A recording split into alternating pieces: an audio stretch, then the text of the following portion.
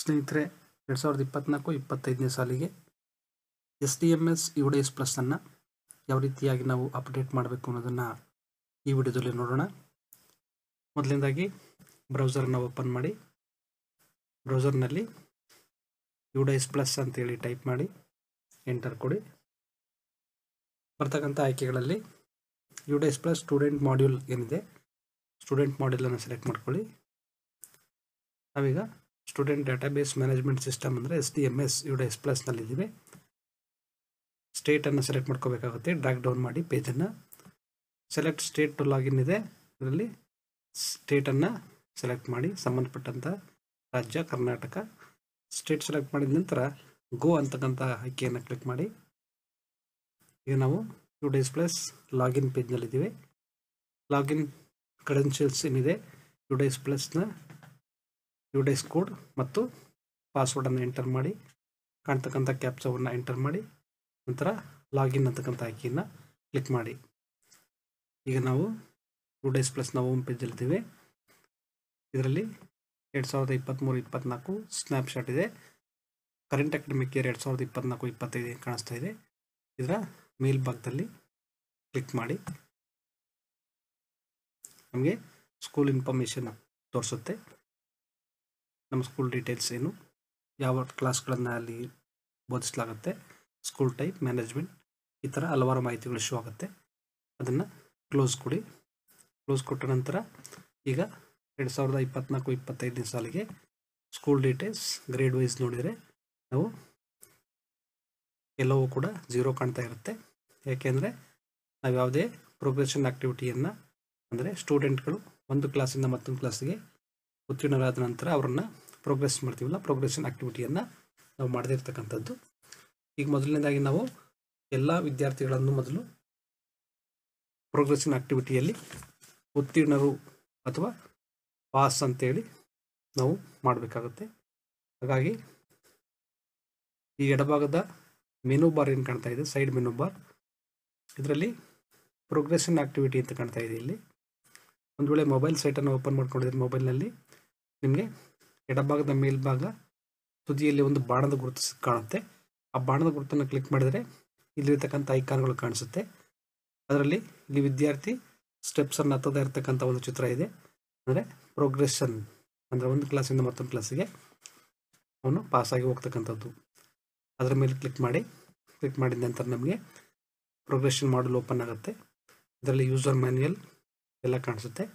ನಾವು ಗೋ ಅಂತಕ್ಕಂಥ ಆಯ್ಕೆ ಮೇಲೆ ಕ್ಲಿಕ್ ಮಾಡಬೇಕು. ಕೆಂಪು ಬಣ್ಣದಲ್ಲಿ ಒಂದು ಸೂಚನೆ ಕಾಣಿಸುತ್ತೆ.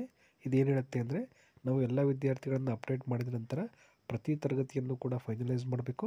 ಆನಂತರ ಒಟ್ಟಾಗಿ ಎಲ್ಲ ತರಗತಿಗಳನ್ನು ನಾವು ಫೈನಲೈಸ್ ಮಾಡಬೇಕು. ಆಗ ಮಾತ್ರ ನಮಗೆ ಡ್ಯಾಶ್ಬೋರ್ಡ್ನಲ್ಲಿ ವಿದ್ಯಾರ್ಥಿಗಳ ಸಂಖ್ಯೆ ಕಾಣಿಸುತ್ತೆ. ಗೋ ಅಂತಕ್ಕಂಥ ಆಯ್ಕೆ ಮೇಲೆ ಕ್ಲಿಕ್ ಮಾಡಿದ ನಂತರ ಕ್ಲಾಸನ್ನು ಸೆಲೆಕ್ಟ್ ಮಾಡ್ಕೋಬೇಕು. ಆನಂತರ ಸೆಕ್ಷನನ್ನು ಸೆಲೆಕ್ಟ್ ಮಾಡ್ಕೋಬೇಕು. ಒಂದೇ ಸೆಕ್ಷನ್ ಇದ್ದರೆ ಎ ಆಗಿರುತ್ತೆ. ನಂತರ ಗೋ ಅಂತಕ್ಕಂಥ ಆಯ್ಕೆ ಮೇಲೆ ಕ್ಲಿಕ್ ಮಾಡಬೇಕು. ಈಗ 2023-24ನೇ ಸಾಲಿನಲ್ಲಿ ಆ ತರಗತಿಯಲ್ಲಿದ್ದಂಥ, ಆ ಸೆಕ್ಷನ್ಲಿದ್ದಂಥ ಎಲ್ಲ ವಿದ್ಯಾರ್ಥಿಗಳ ಮಾಹಿತಿಯನ್ನು ನಾವಿಲ್ಲಿ ನೋಡ್ಬೋದು.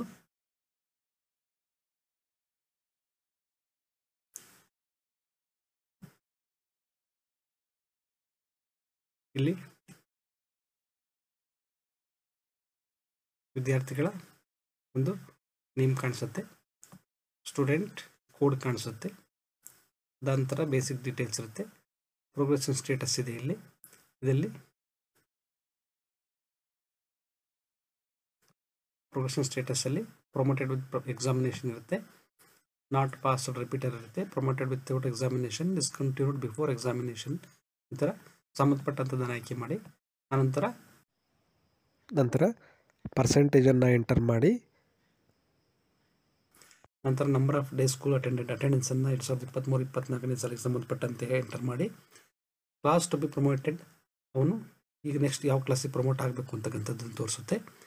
ಅನಂತರ ಸ್ಕೂಲಿಂಗ್ ಸ್ಟೇಟಸ್ ಇರುತ್ತೆ. ಅದರಲ್ಲಿ 2 ಆಯ್ಕೆ ಇರುತ್ತೆ, left school without TC, student studying in the same school ಅಂತ. ಇದು ಹೈಯರ್ ಸ್ಟ್ಯಾಂಡರ್ಡ್ ಆಗಿರೋದ್ರಿಂದಾಗಿ ಸ್ಕೂಲ್ ಲೆಫ್ಟ್ ವಿತ್ TC ಅಂತ ಇದೆ. ಅದನ್ನು ಸೆಲೆಕ್ಟ್ ಮಾಡಿಕೊಂಡು ನಾವು ಅಪ್ಡೇಟ್ ಅಂತಕ್ಕಂಥ ಆಯ್ಕೆಯನ್ನು ಕ್ಲಿಕ್ ಮಾಡಬೇಕು. ಆಗ ಸಕ್ಸಸ್ಫುಲಿ ವಿದ್ಯಾರ್ಥಿಯ ಒಂದು ಡಾಟಾಬೇಸ್ ಅಪ್ಡೇಟ್ ಆಗುತ್ತೆ. ಇದೇ ಥರ ನಾವು ಒಂದು ತರಗತಿಗೆ ಸಂಬಂಧಪಟ್ಟಂಥ ಎಲ್ಲ ವಿದ್ಯಾರ್ಥಿಗಳ ಒಂದು ರಿಸಲ್ಟನ್ನು ಅಟೆಂಡೆನ್ಸನ್ನು ಎಂಟರ್ ಮಾಡಿ ಅಪ್ಡೇಟ್ ಕೊಟ್ಟ ನಂತರ ನಮಗೆ ಕೊನೆಯ ಭಾಗದಲ್ಲಿ ಆ ತರಗತಿಯ ಎಲ್ಲ ವಿದ್ಯಾರ್ಥಿಗಳನ್ನು ಎಂಟರ್ ಮಾಡಿದ ನಂತರ ಕೊನೆಯಲ್ಲಿ ನಮಗೆ ಫೈನಲೈಸ್ ಅಂತಕ್ಕಂಥ ಒಂದು ಬಟನ್ ಕಾಣಿಸುತ್ತೆ. ಆ ಫೈನಲೈಸ್ ಅಂತಕ್ಕಂಥ ಬಟನನ್ನು ಕ್ಲಿಕ್ ಮಾಡಿ ಆಗ ಆ ತರಗತಿಯ ಸಂಪೂರ್ಣವಾಗಿ ಫೈನಲೈಸ್ ಆಗುತ್ತೆ. ಇದೇ ಥರ ಎಲ್ಲ ತರಗತಿಗಳನ್ನು ನಾವು ಮಾಡಬೇಕಾಗುತ್ತೆ. ಅದಾದ ನಂತರ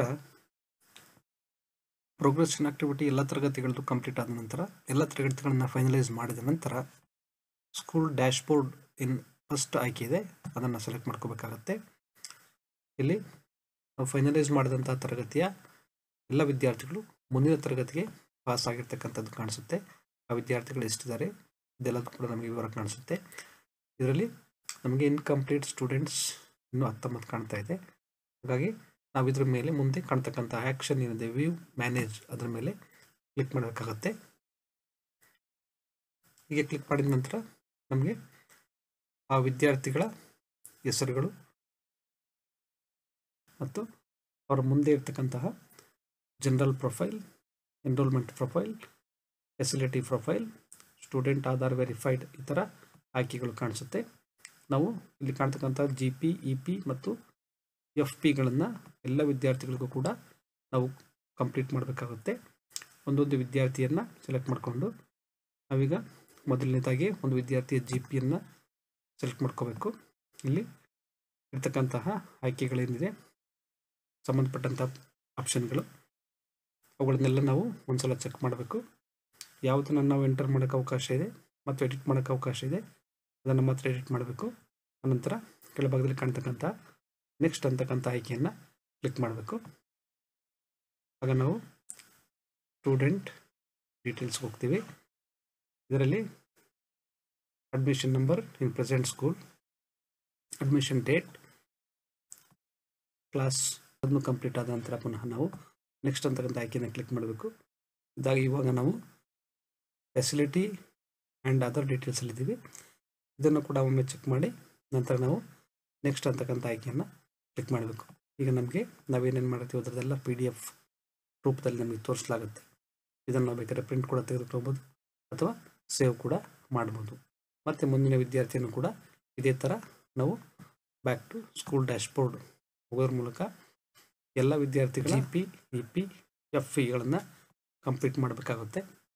ಈ ರೀತಿ ಕಂಪ್ಲೀಟ್ ಮಾಡಿದ ನಂತರ ಆ ಎಲ್ಲ ವಿದ್ಯಾರ್ಥಿಗಳ ಇನ್ನು ಮುಂದೆ entry status in not started ಕಾಣ್ತಾ ಇದೆ, ಇದು ಕಂಪ್ಲೀಟೆಡ್ ಅಂತ ಹೇಳಿ ಕಾಣಿಸುತ್ತೆ. ಇಲ್ಲಿ ಹೆಸರಿನ ಮುಂದೆ ಗ್ರೀನ್ ಟಿಕ್ ಕಾಣ್ತಾ ಇದೆ.